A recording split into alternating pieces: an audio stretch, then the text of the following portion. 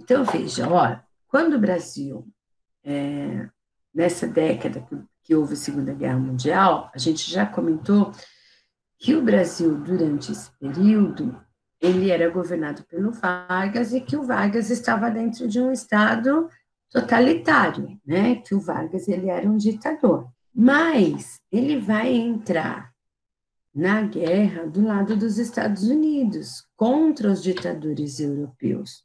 Por que que isso vai acontecer? Porque ele fechou alguns acordos econômicos com os Estados Unidos. Os Estados Unidos precisavam fazer algumas bases militares no Rio Grande do Norte. Então, os Estados Unidos prometeram financiar algumas indústrias que eram de muito interesse do Vargas, como, por exemplo, a Companhia Siderúrgica Nacional. Então, o Vargas ficou mais próximo dos Estados Unidos. A Alemanha, percebendo essa proximidade, o que que a Alemanha fez?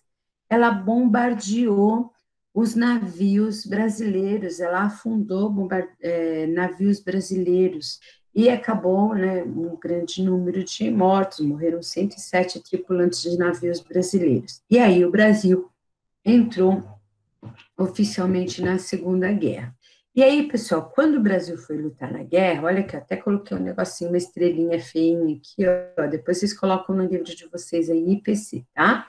Então, vamos lá. O Brasil vai lutar na Segunda Guerra Mundial ali na região da Itália.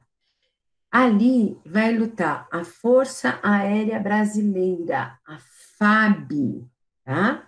E a infantaria, o exército, né, os soldados que compõem a FEB, a Força Expedicionária Brasileira. Então, veja, o Brasil mandou Força Aérea e mandou soldados.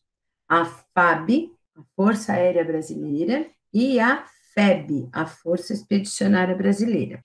E eles ajudaram, né, tanto a FAB quanto a FEB ajudaram a tomada da Itália do regime totalitário do Mussolini, ajudaram a derrubar o Mussolini. A presença brasileira ela foi muito decisiva nas batalhas de Monte Castelo, Castelnovo e Montese. Os brasileiros foram muito importantes nessas batalhas. Beleza até aqui? Então, veja, gente, com a FEB e a FAB, né, vencendo lá na Segunda Guerra, então o que, que aconteceu? Eles voltaram para o Brasil, certo? Voltaram aqui para o Brasil. Né? Voltaram e voltaram cheio de moral, né, gente? Porque eles venceram lá, ajudaram a vencer a Segunda Guerra Mundial, eles voltaram para cá cheios de moral, certo? Só que veja, quando eles voltaram para cá, eles voltaram dentro de um cenário que quem mandava aqui dentro do país era um presidente totalitário, era um ditador. Então, olha só que coisa, né? O Brasil tinha ido lutar na Europa contra um ditador, tinha colocado, os soldados brasileiros tinham colocado as suas vidas em perigo para lutar contra um ditador. E chegando aqui, tinha um ditador comandando o país? Não tinha muito sentido, né, gente? Vocês concordam, né? Como é que eu vou ajudar os italianos a se livrarem de um ditador e quando eu volto eu vou me submeter a um ditador? Não tem muito sentido, concordo? Então, o que, que acabou acontecendo? Quando eles voltaram, o pessoal começou a fazer uma pressão muito grande em cima do Getúlio Vargas. Essa pressão, gente, para que o Getúlio Vargas acabasse com aquela política que é chamada de Estado Novo, ela já existia antes mesmo dos pracinhas voltarem. Em 1943, existiu um manifesto feito no estado de Minas Gerais, de empresários, de políticos de Minas Gerais, que é chamado de Manifesto dos Mineiros, que exigiram que o Vargas fizesse uma nova Constituição, veja, era a terceira Constituição, né? E que ele estabelecesse agora novas eleições, né? Eleições para presidente da República. Então, vejam, diante da situação, o Vargas foi obrigado a convocar as eleições para para presidente e permitir que houvessem partidos políticos. Então, o que, que ele vai fazer?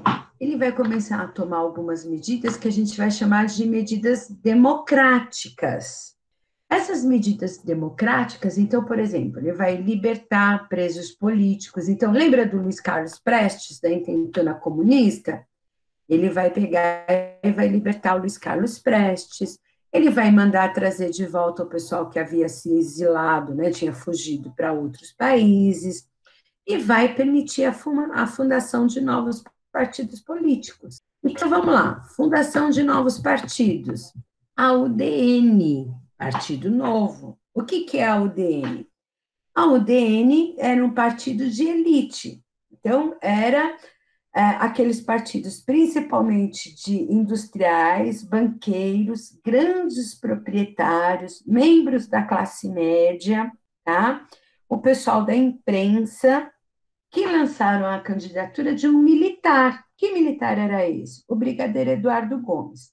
Mas a UDN, marca aí no seu caderno, a UDN era principalmente um partido de elite, um partido de direita. Aí vamos lá, outro partido, o PSD. O PSD era um partido também que tinha pessoas de elite, que eram industriais, banqueiros, grandes proprietários, mas esse pessoal de elite apoiava o Getúlio Vargas, tá? Era um partido de gente de dinheiro, mas esse pessoal apoiava o Vargas, junto com o PTB, que era um partido mais popular. Então, veja, ó, esse partido era mais popular, mas também apoiava o Vargas, que era o PTB, era um partido que tinha sido fundado pelo Getúlio Vargas. Então, veja, PSD e o PTB eram partidos que apoiavam Getúlio Vargas. O PCB é o Partido Comunista, que era aquele do Luiz Carlos Prestes. Ele tinha sido retirado da ilegalidade, ele estava com autorização para funcionar. E ele vai defender aí as ideias do comunismo, ele vai defender as ideias presentes lá na Revolução Russa, que a gente já viu como é que é.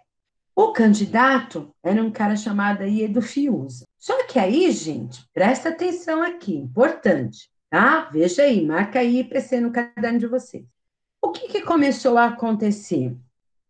Os trabalhadores, por que os trabalhadores? Porque os trabalhadores tinham sido conquistados aí pelo Getúlio Vargas, pelas medidas que o Getúlio Vargas tomou, certo? Pro, que medidas mesmo? As leis trabalhistas, gente. Lembram das leis trabalhistas?